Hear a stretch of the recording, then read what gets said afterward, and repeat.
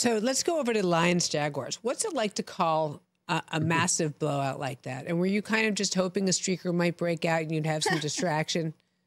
Well, no, I wasn't. Wait a minute. What's happening over there? There's actually some action on the field. When it's on radio, you can pretty much, use the theater of the imagination for your listeners and take them any place you want to take them. On TV, as you know, we take those cameras and we swing it to the other side. Yeah. We don't show any interlopers.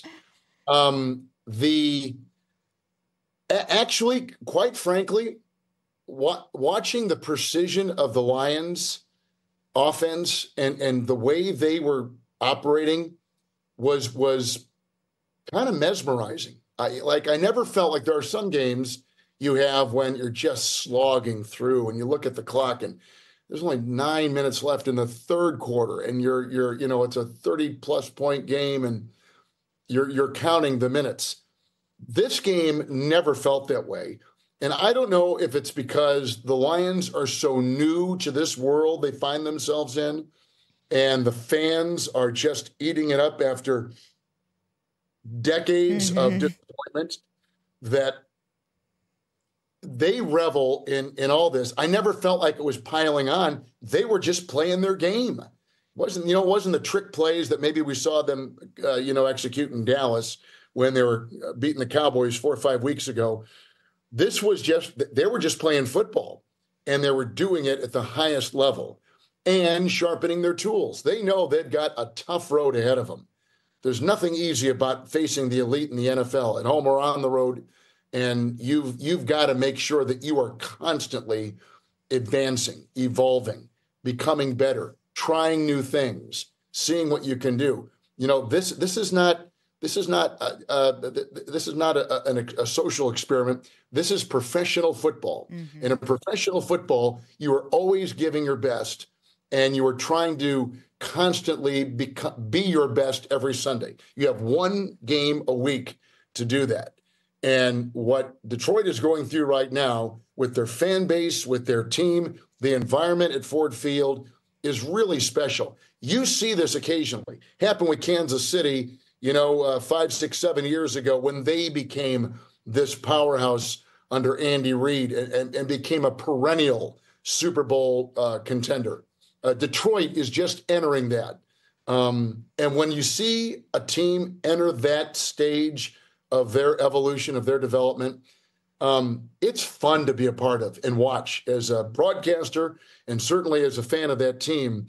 And those players are being rewarded, and they're in turn rewarding their fans for all the patience they have shown, all the dollars they have put into buying those tickets and buying those jerseys and those caps. So, this is a league of professionals. And if you don't bring your best, and Jacksonville didn't on Sunday, you're going to get hit. And that's what Detroit did. And that's what they are doing with the best record in the NFC right now. They're fun to watch, and they are what we all are reading and hearing they are. They are terrific. Do you believe that they are the best team in the NFL right now? I think because of the parity in the league, and because it is such a week-to-week league, to say that they would be the best in the entire NFL may be a bit premature, but they've got all the markings of being that kind of team. Listen, as you both know, in Kansas City last year, that team just kind of slugged their way through the division, slugged their way through the regular season, and it took a Christmas Day loss at Arrowhead to the Raiders to wake them up. And then they went on a tear. We've seen Green Bay do this. We've seen the Giants do this. We've seen Pittsburgh do this in the history of the league once we get past Thanksgiving and the holidays. So, but right now, I can't think, even as good as Buffalo played against the Chiefs, even what we can see from a Pittsburgh team, which has been reignited with Russell Wilson, and even as good as I still think Baltimore is, and now the Chargers are becoming a little bit of an interesting story with their team and their 7-3 record and what they're beginning to do. You could probably put 8 teams right in that category that have got 8 wins or more. I think that's the number I saw last night. Any of those teams could win it, but the optics are so strong for the Lions right now that I would not have any problem saying it, but my experience tells me, let's hold on. We've got 8 more games to go, and we're not past Thanksgiving yet, when, to me, the telltales really begin to show. You become even more entrenched in that road that you're on. And they've got to play Green Bay yet. Detroit's got to play Minnesota yet. And they've got a game in San Francisco coming up late in the year on a Monday night out in Santa Clara. They've got some tough games. And the Vikings are just in back of, even though Detroit has beaten Minnesota, the Vikings are only 1 loss away from Detroit, and Green Bay is 2. They're 7-3. So that division itself is going to be treacherous, let alone the rest of the NFC.